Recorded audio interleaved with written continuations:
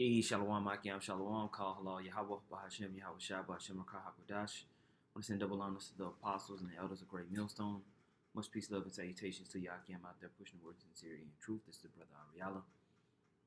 And today I just want to kind of give an update on the mark of the beast, the M.O.B, as we now speak, because you can't even speak what you want on YouTube anymore.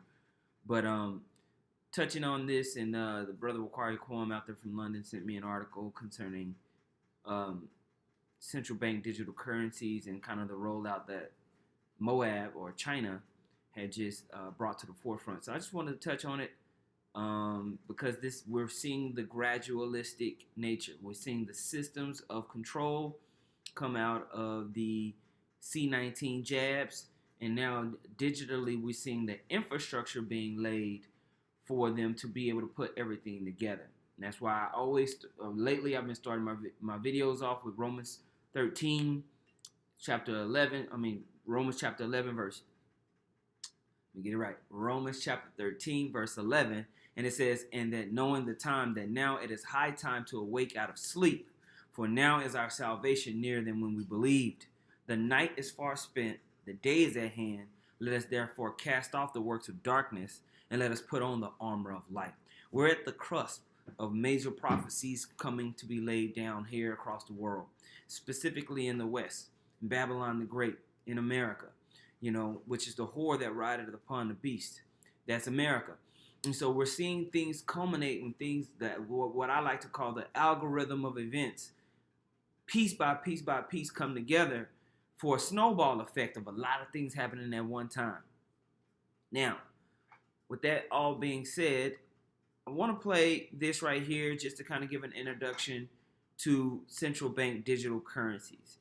And then I wanted to go into a couple of articles and explain those articles, and we'll just finish off with specifically the main prophecy that we read about in Revelation 13, so we can see its relevance to everything that's going on, okay?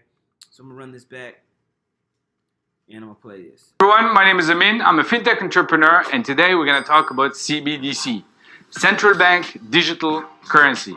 These are basically a version of the currency that you know, the paper currency, that lives in some type of blockchain, which has the properties of a blockchain currency. So let's talk about it, try to demystify it, and see where it's relevant to you.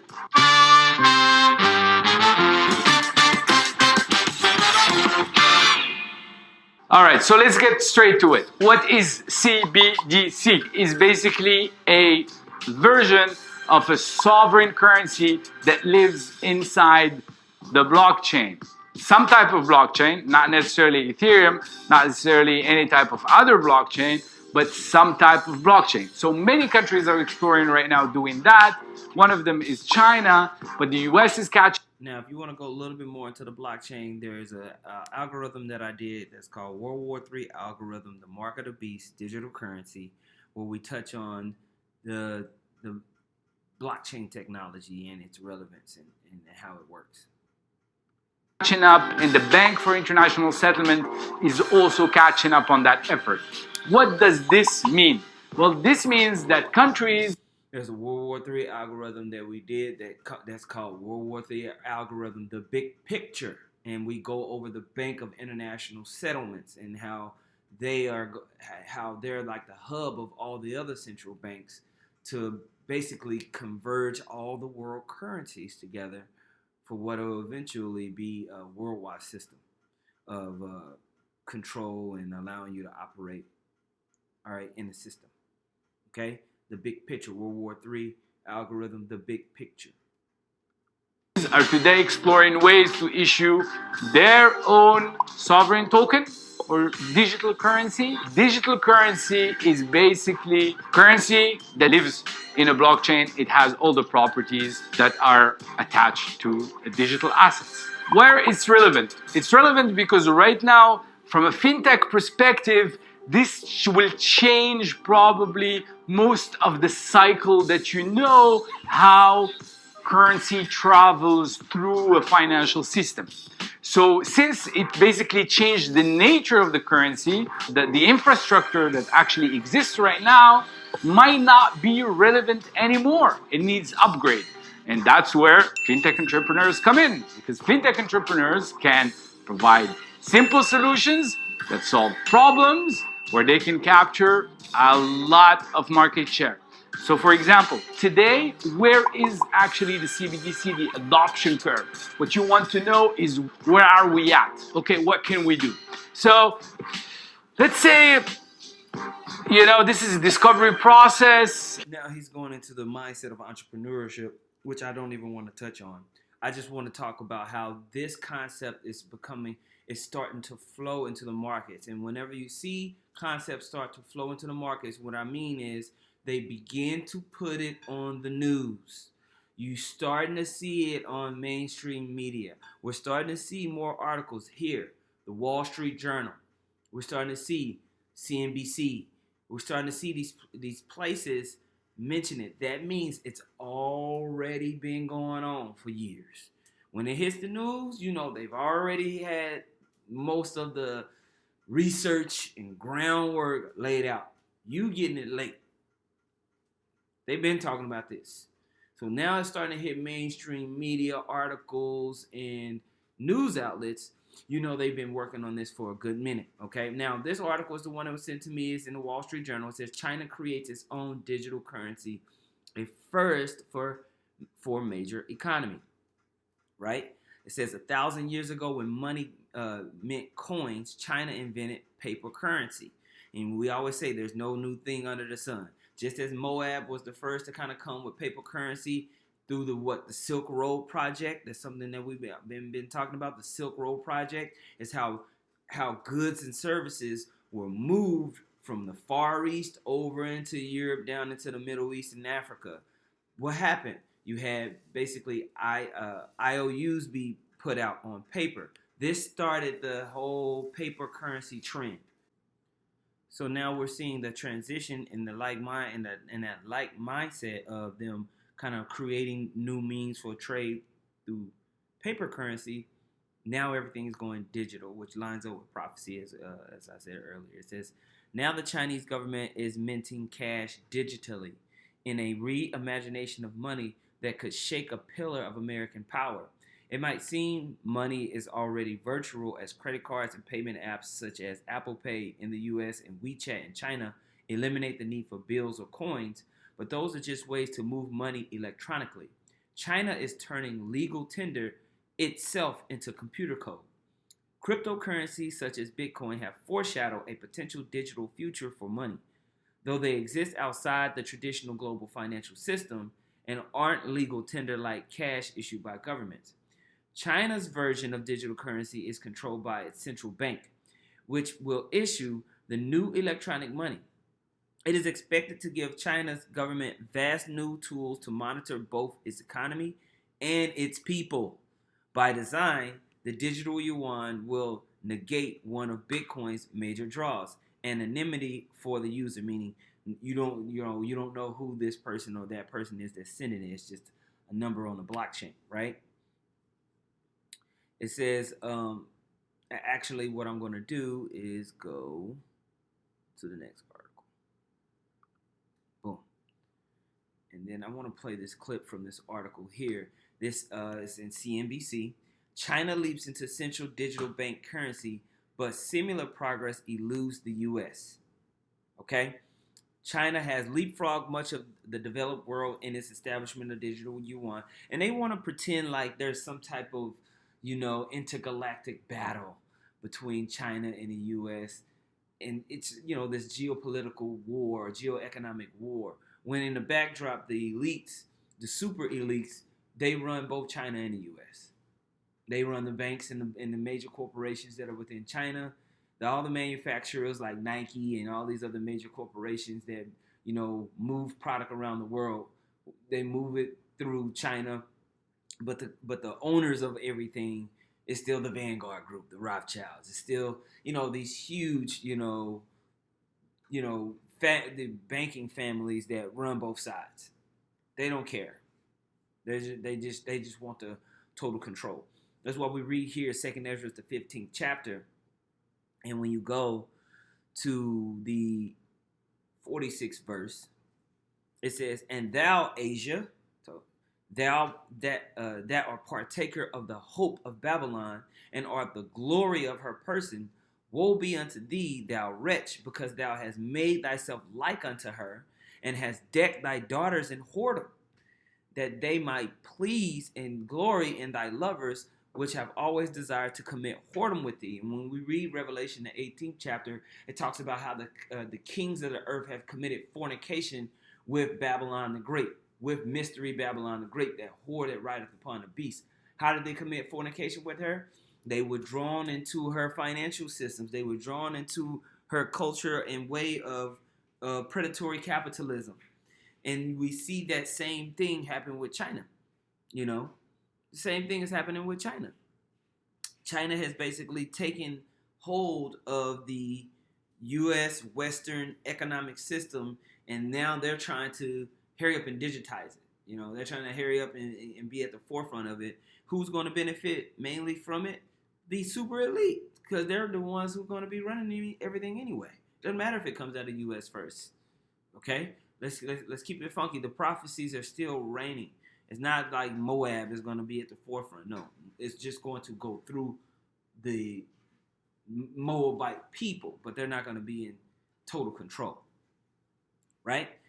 Verse 48 says, Thou hast followed her that is hated in all her works and inventions. Therefore saith the Most High, I will send plagues upon thee, widowhood, poverty, famine, sword, and pestilence, to waste thy houses with destruction and death. And the glory of thy power shall be dried up as a flower, the heat shall arise that is sent over thee.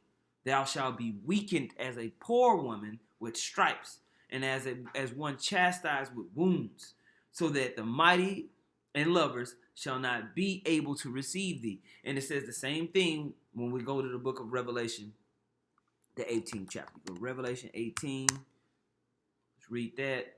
Revelation 18, verse 2. I'll just read quickly.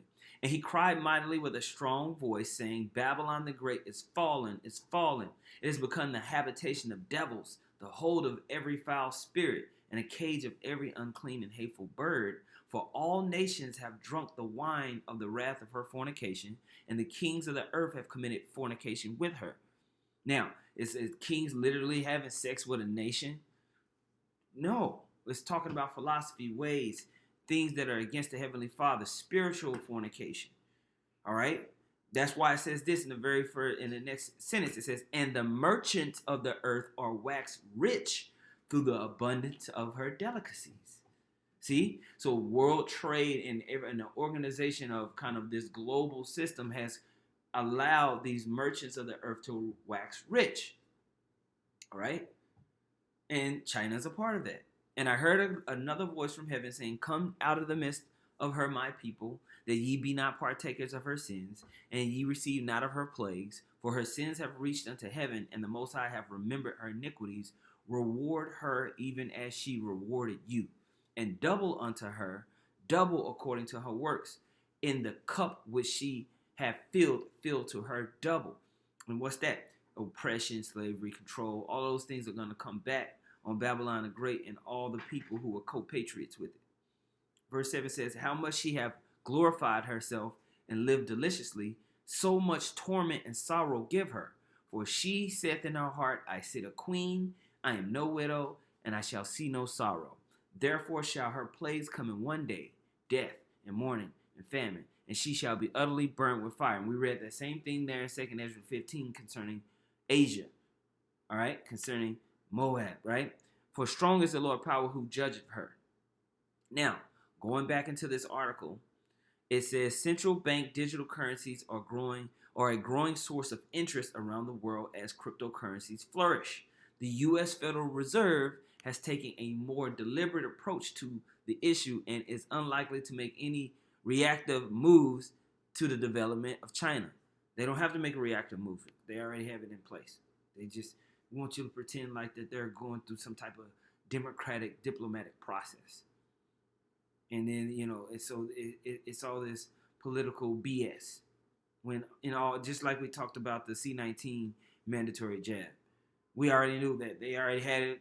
It was already known how they was going to move. Right? It says China's leadership in the digital currency space is turning a larger spotlight on U.S. initiatives, but similar efforts stateside aren't likely anytime soon. With its entry into the still sparsely populated world of central bank digital currency, China takes a society that already leans heavily on electronic payment and mainstreams it. It also gives the government a crystal ball into its citizens' spending habits and lends the nation's currency an edge on the global stage. Right? I want to listen to this kind of like debate that Bill Foster is having. The questions he's raising.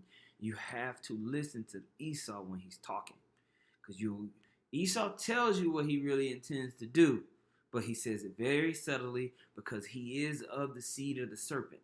So he's slick with his tongue. He's slick with the way that he presents information. Thou shalt not surely die, Eve. Go ahead and eat that fruit. Go ahead and eat that fruit. You shall not surely die. Listen to the serpent when he speaks, and he'll let you know what really he's trying to do. Is acknowledging that an anonymous, untraceable digital dollar is not a viable option for our country. So he's talking about basically kind of how anonymous digital dollar, kind of like Bitcoin and what people understand in the mainstream as cryptocurrency, is the whole purpose of it now is to be able to work and function outside of the central banking regulatory system. So they're already saying, that's not really viable for what we're trying to do. Or the free world, because its ability to be abused for money laundering, terrorism financing, ransomware, and so on. Is that principally correct? I don't think I am on the record for that, but I'll go on the record now for it. Secretary Owen? Nor am I on the record, but I would agree that we need to be very careful about the use of a digital currency for illicit finance and an anonymous currency. When you see these people, how do you trust them? I mean, just look at her. Ugh. Makes that much harder to control. Yeah, I concur. I think it's sort of logically impossible. And so on the other hand, I believe that the Chinese approach to digital currencies that give the government immediate and unconditional access to all transaction information will be equally unacceptable to Americans and to most citizens of the free world. And therefore, a digital dollar will be crucially dependent on having an effective authentication component. That is a secure and legally traceable and maximally privacy-preserving way for participants to authenticate themselves. Listen to what Satan is saying. Let me rewind this a little bit. An effective authentication component. That is a secure and legally traceable. A secure and legally traceable. And maximally privacy-preserving way for participants to authenticate themselves. A privacy-preserving way for our participant to authenticate themselves. So basically, you will function one-on-one with the AI. So no one else can, it protects your privacy because you're only interacting with the system, with the computer. Everybody doesn't have access to your information. The government has access, but it's authenticatable. It allows you to be traced low key. We ain't gonna say it right in your face. That's the mark of the beast, people. That's the M.O.T.B. As a unique, legally traceable individual, a secure digital ID, and it must be backed by a trusted court system and a clear legal regime to determine the conditions under which the participants might be unmasked. And participants might be unmasked. And it must be backed by a trusted court. It has to be backed by a trusted court system. And a clear legal regime to determine. And a clear legal regime to determine what? Determine the conditions under which the participants might be unmasked. He's saying that if we need to expose you, we need to have a system that has the right to do that. You see that? So basically, you're not tracked, but you are tracked. If we need to get up in your business. As a digital dollar, if it's to be used internationally, we're then going to need a digital ID system that operates internationally. We're going to need a digital ID system that operates internationally, global. At least among the free countries of the world. I'd like to thank you both for beginning engagement with authorities in other countries on central bank digital currencies. And I was wondering where you see this discussion going as far as a secure digital ID and a means of authentication across boundaries. And they already have this in place. We already talked about smart cities. We already talked about digital IDs on the previous algorithms. All right, they're all coming to fruition piece by piece by piece. All right, piece by piece by piece, they're putting all these things together. All right, now I'm gonna skip down, read this last part of this article, and then finish out. It says the benefits of adoption of what digital currencies. All right, this whole system of the central digital bank currencies, right? It says digital currencies have multiple benefits. They provide access to the financial system for people who can't afford accounts or otherwise don't have access to banks. At a time when digital transactions already are expected to total $9 trillion globally in just a few years, development would allow governments to catch up to what's already been happening around the world with payment systems like WePay, Alipay, and SwiftPay. Okay? It says, but there are also privacy concerns. Central bank digital currencies don't work like Bitcoin or other cryptocurrencies, as transactions will not be anonymous. Fed officials have expressed concern over privacy issues in implementation. That hasn't stopped global interest in digital currencies, though. At the very least, China's lead in the central bank digital currency space somewhat breathes down the neck of the dollar when it comes to cross-border payments. That influence is more likely to be felt in the immediate Asian sphere, where China already dominates. The digital development also provides an insurance policy for China that, should it run afoul of global regulations and find itself the subject of sanctions, it will still have a way to transact business. And as war looms, as these kind of geopolitical and geoeconomic wars on the surface of things loom, that's going to come more and more into play. And they could be having cyber attacks, banking attacks, and to justify, we need to switch over to a safer digital system that we can control. Just like we talked about with the C-19 jab, they're going to bring up different means and reasons why we need to regulate and have control over who's got the jab. What company did you get the jab from? Do you have a fake jab passport? All these type of things can be done through blockchain technology and the issuance of a global digital currency. It can be more than just currency. And that's why we say he calls it all when you read here in Revelation the 13th chapter. Revelation the 13th chapter and the 14th verse says, and deceiveth them that dwell on the earth by the means of those miracles which he had power to do in the sight of the beast, saying to them that dwell on the earth that they should make an image to the beast, which had the wound by a sword and did live. And he had power to give life unto the image of the beast, that the image of the beast should both speak and cause that as many as will not worship the image of the beast should be killed. Right? So there's going to be a regulatory process that if you ain't down with this, you're out of there, Jack. Verse 16 says, and he causeth all, both small and great, rich and poor, free and bond, to receive a mark in their right hand or in their foreheads, that no man might buy or sell, save that he that had the mark, or the name of the beast, or the number of his name.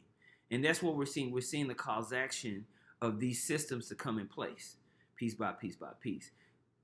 China rolling out its central bank digital currency is the beginning of probably multiple nations. Matter of fact, there's an article that the brother sent me talking about how the Bank of Japan, here in this, it says Bank of Japan starts 1-year digital yen central bank digital currency trial. So all of these nations are getting ready to roll these type of things out, systematically over in the East, and then it'll start to flow as Europe gets on board, and eventually, America, so to speak. Well, then by that time, we'll probably be in the midst of all-out war. We're seeing skirmishes with the state of Israel, Iran ramp up to control those regions. We're seeing, we saw the blockade in the Suez Canal and how that had an effect on global markets. All these things are necessary for prophecy to come into play. So I just wanted to do that update because I felt like it was interesting. I felt like it was a major move in these nations mainstreaming